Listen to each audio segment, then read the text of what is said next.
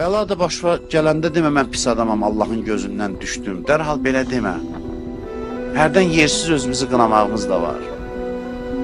Bilən ki, mən çətinlik məkanında, çətinlik yurdunda yaşayıram. Adam yetkinliyə çatandan başa düşsün ki, mən yaşadığım yerin adı çətinlik yurdudur. Biləm ki, qapını açdın, girdin dünyaya, üstündə yazdım ki, çətinlik diyarıdır.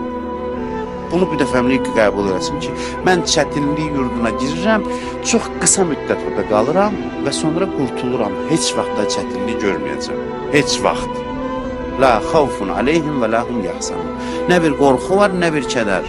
Mən qısa bir müddət çətinliklə dolu bir evdə qalıram, sonra gedirəm elə bir yerə ki, heç vaxt çətinlik görməyəcəm.